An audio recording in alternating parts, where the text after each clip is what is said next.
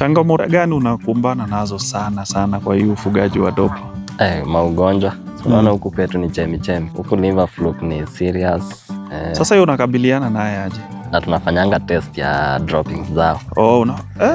Unachukua so, sample information ni power. Usidiwa mtu. Naangalia droppings iko aje. Yes.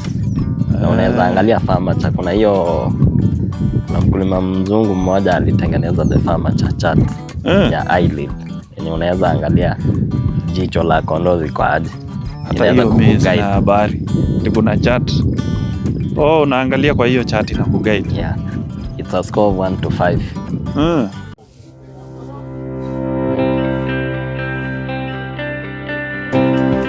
Ama ndumu. Ram moja anaweza kuadhibu. Lakini water iko tu silent. Iko silent, inakata vizuri. Karibu kwenye kipindi cha ufugaji wa dopa bora. Mahali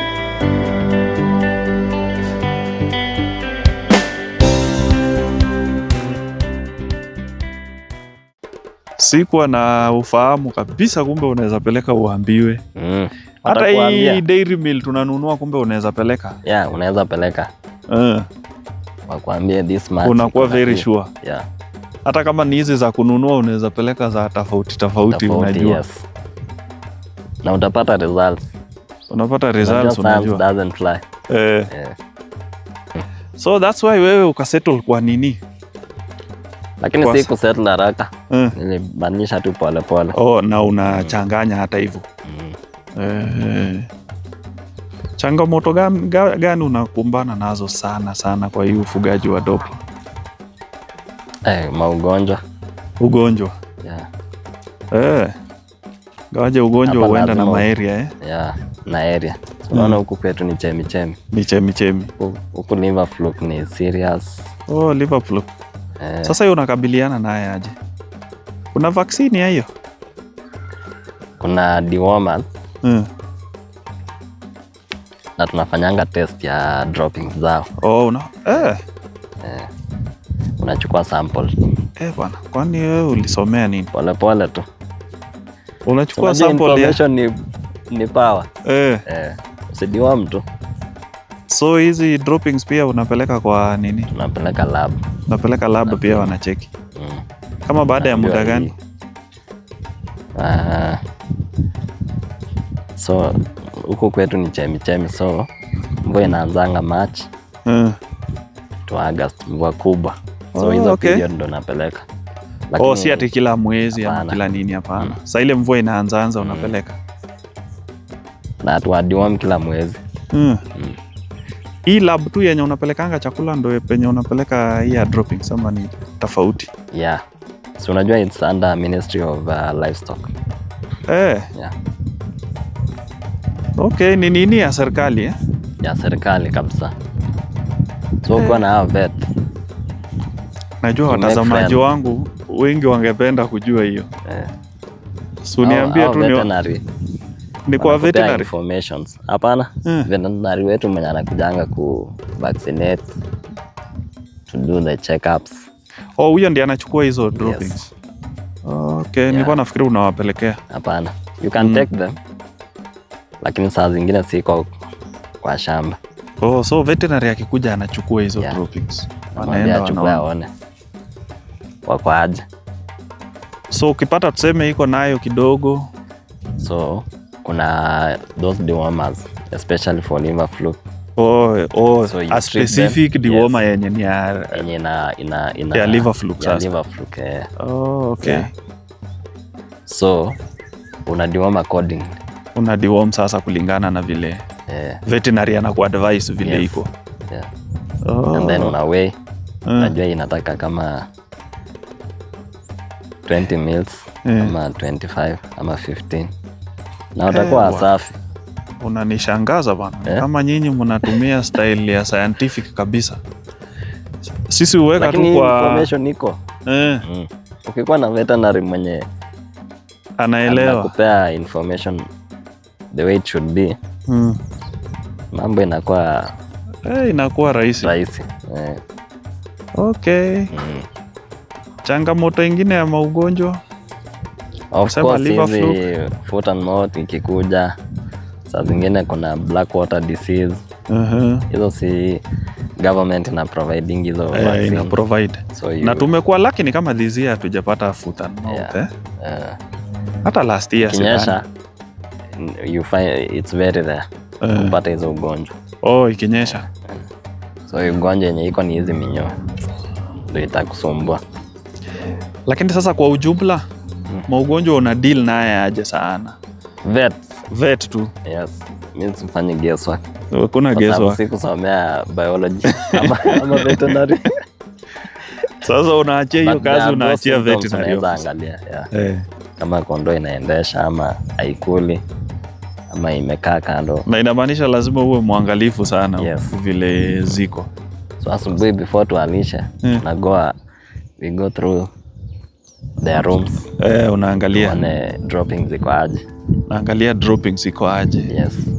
Na unaweza angalia furniture. Kuna mkulima mzungu mmoja alitengeneza the furniture chart ya eyelid.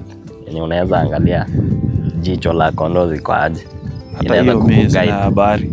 Kuna chart. Unaangalia kwa hiyo chart na kuguide. Yeah. It's a score of 1 to 5. So ina read the eyelid of the sheep. The sheep. Yeah. Na iko kwa Facebook yetu tumeweka huko. Hata iko TikTok.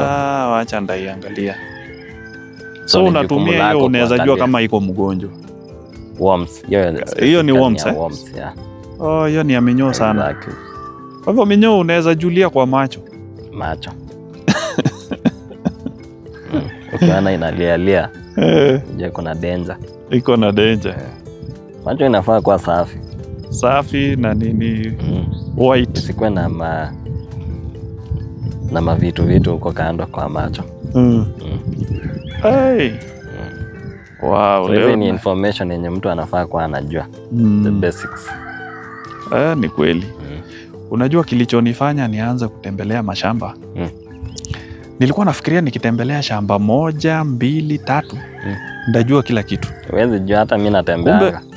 Kumbe hii kujifunza haiishi. Na niko very sure uende shamba ingine bado utajifunza kitu mpya kila siku. Mimi natembeanga sana. Natembelea watu. Ukienda shamba hii unapata anajua vitu vingine yenye wewe hujui. My friends also. Natembelea nione what they are doing different. Ni nini wanafanya. Kwa hivyo hii kutembelea ni ya muhimu sana. Ni ya muhimu.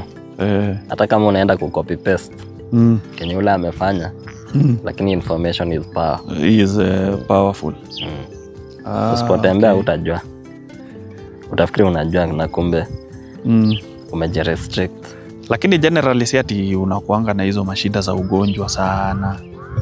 Hapana. Unafikiri management ikiwa mzuri. Management ikiwa fiti. Haya. Ugonjwa ni once in a while tu. Lakini vetu wako anakujanga kama every akinyamaza sana, akimaliza mwezi kama hajakuja na mwambia anakuja sawa. Kwa hivyo lazima kila mwezi akuje aone tu vile iko. Aone tu how we are doing. Ninge confess pia. Nafikiri wewe ndio farmer wa kwanza nimeona na keep records kabisa. Yes. Sana ya breeding. Yeah. Venye tuliimport hawa. Walinipea records. Kupea records. Yeah. Hata saa zile tunafanya dairy tunawekanga hiyo record. Records when it was inseminated, siku yenye atazaliwa, mbegu yenye umepandisha. Hiyo ni ya maana sana. Ni ya maana. Inasaidia. Itakusaidia you know if you are progressing. Kama hata accounting. Umeinvest 100,000. Na overhead cost ni 90. Profit inakuja 10. Lazima uangalie nini inakula profit yako. Mbona ikuwe 10? Mbona isikuwe 50? Ni records tu. Kwa hivyo records inakuonyesha direction ile unaenda. Inakuonyesha kama unaongeza ama unaondoa, ama you are stagnating ama uko tu. Ni kweli. Ulikuwa, wacha nikurudisha nyuma pia. Ulikuwa umeongelea juu ya hiyo auction. Auction sasa ni nini wewe unaangalia sana ndio ujue hii ni mzuri, wacha ni bid kwa hii? Yani in short, wewe unaangalianga aje dopa mpaka ujue ile mzuri? So sijai bid in auction. Yeah. Oh, okay. Pale auction wanakupeanga charts. Hiyo chart inaonyesha hereditary ya huyo kondo. Oh, historia yake sasa. Familia yake venye iko. The current health status wanakuambia hapo. Kama imekuwa vaccinated against this disease. How old it is. Yeah. Kama ni pedigree. Yeah. Iko hiyo maneno yote hapo. Yeah, so it's up to you. Unataka nini? Unataka ya 1 year, unataka ya 2 years. Unataka pedigree ama unataka commercial? Yeah. Unaona? Hizo details ziko hapo. Kwa hivyo ni details wanakupea. Na picha pia. Si ati tu unaenda tu unanunua. Oh, okay. Hizo details ziko hapo. Zote ziko hapo. Yeah, so ni mkulima tu preference yake, unataka gani? Yeah. Inategemea penye huko. Wewe ulikuwa unataka ndume aina gani? Unataka ndume aina gani? Unataka ndume from which farm? Ni kweli. Hizo details zote ziko hapo. So si kitu ati unaenda tu blindly ati umeambia ndio iko ndo unanunua. Mimi nafikiria tu unaona mapicha wanasema kama ile auction yetu. Hii inauzwa pesa fulani. Ile auction yetu. Si unajua hii yetu hatujafika hapo. Advance tufike hapo. Lakini ile iko advance. You have all the information yenye unataka. Ukitaka kike ziko. Dume zote ziko. Information yote iko yenye unataka. So na kuna contacts hapo ya mkulima mwenyewe. So unaweza mpigia kupe any other details yenye unataka. Okay. Hiyo ni mzuri. So na unaweza fanya ukiwa mahali penye huko. Bora uko na simu. Na hiyo link inakuanga provided. Okay. Inakuanga provided, so unajaza details zako hapo. Unalipa a certain fee. Acha nikuje ile swali sasa ya maana. Vile umefanya hii dopa tangu 2023. Inalipa? Kuna wale bado wanafikiria hataki kuingia, hataki kuanza. Hata mimi ndakurudisha nyuma. Venye tulianza nilikwambia hii. Hii tunataka ikuwe generational wealth creation. Ya Chepkelat. Hiyo inamaanisha it's paying. It's paying. So right now hii ni passive income yetu. Inalipa. Wow. Ukiweka bidii inalipa. Kwa sababu any investment yenye unafanya lazima unataka upate profit, upate returns. Na ndio upate returns lazima uweke investment. Na hiyo investment ni hawa unanunua breed. So depending na mkulima penye huko, unaweza weigh your option uone unaweza invest this much kwa hii. Na ukikompea hii na dairy unaiona aje? Ni unafanya zote mbili. But hii ni more friendly. Hii ni terms of cost.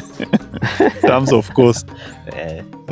Na turn around. But pia kuuza heifers pia ni biashara mzuri. Okay. So we spread our wings. Ni kweli. Dairy hapa lazima ikue.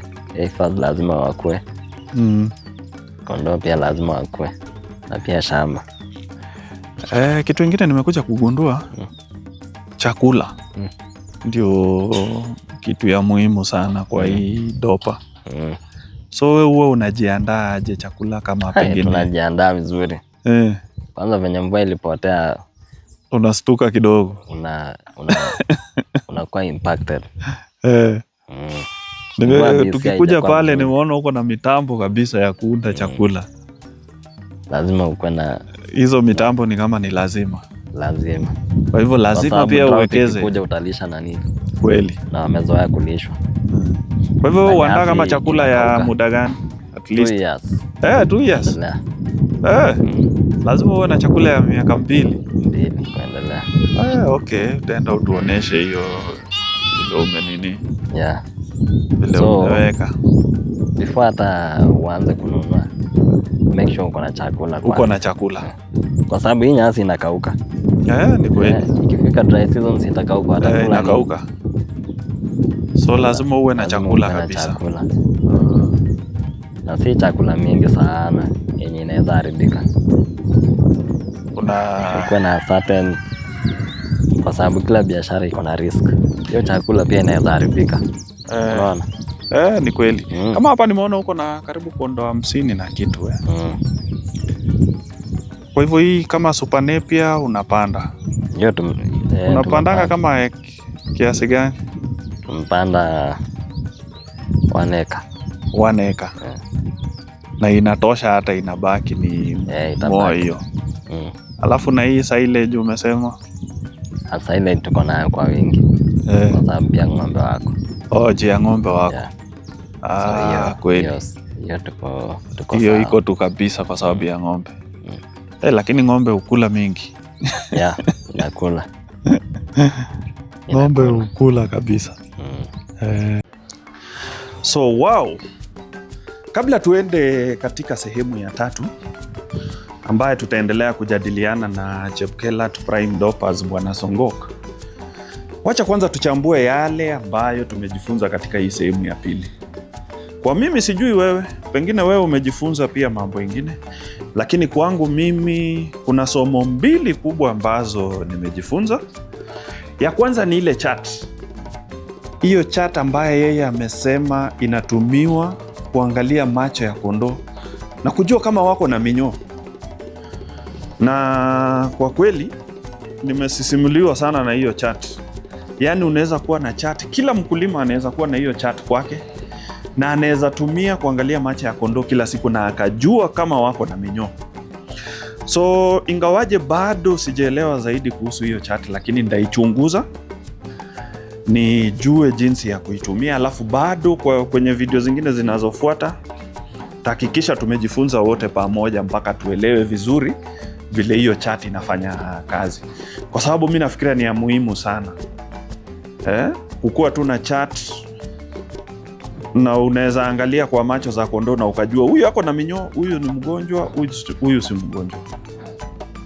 Somo la 2 kubwa ambalo mimi nimejifunza ni kwamba kumbe ile kinyesi ya kondoo unaweza kazichukua na ikapelekwa pia kwenye maabara kama vile chakula na ikapimwa na ikajulikana kama kondoo wako na minyoo. Na kwa hii shamba la Chepkelat Prime Dopers umesikia wamesema changamoto yao kubwa hii sehemu yao ni chemichemi. Kwa hivyo ile shida wako naye kubwa ni ile ya liver flukes. Liver flukes ni ile minyoo ya ini. Na kwa hivyo hawa ufanyia deworming specifically. Hawa uipea dawa ya minyoo ile kabisa inawezana na hiyo liver flukes. Kwa sababu sio dawa zote za minyoo inaweza kupambana na hiyo liver flukes.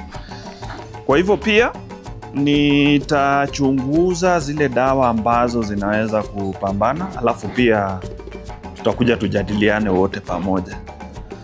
Kwa hivyo hiyo somo kubwa hapo mimi ni kwamba kumbe ile kinyezi unaweza chukua na ikapelekwa kwenye maabara. Kwa ile video ya sehemu ya kwanza tulisema kumbe kuna maabara ambazo unaweza peleka chakula na ukaangaliliwa na ikachunguzwa ya kwamba ile chakula yenye unalisha kondoo yako iko na nini hasa, ile ambayo inaitwa nutritional analysis. Kwa hivyo pia kinyesi pia inaweza pelekwa katika zile maabara tu yenye unapeleka ya chakula. Kwa hivyo hiyo ni somo muhimu sana. Na natimai wewe kama mfugaji utachunguza katika sehemu yako kuna maabara gani. Kama ni hapa nchini Kenya, kuna shirika la serikali ambaye inaitwa Veterinary Investigation Center. Nafikiri iko katika kila mji. Kwa hizi miji mikubwa zote ziko. Kwa hivyo wewe ona ni miji gani, ama pia shirikiana na daktari wako wa mifugo, atakueleza zaidi, atakuelekeza kwa sababu wako na hiyo information. Na kama ni kule Tanzania pia kuna shirika la serikali vile vile tu kama Kenya. Na natimai pia watazamaji wetu ambao wako katika nchi zingine lazima kuna shirika la serikali. Wewe wasiliana na daktari wako wa mifugo ili uweze kusaidika katika sehemu hiyo. Tutaendelea na sehemu ya 3 ambayo bado tunaendelea kujadiliana na Chepkelat Prime Dopers, na ni shamba ya kushangaza sana. Hao wako na mitambo ya kisasa ambayo tutakuja tuone kwa video za hapo baadaye vile wanaandaa malisho yao.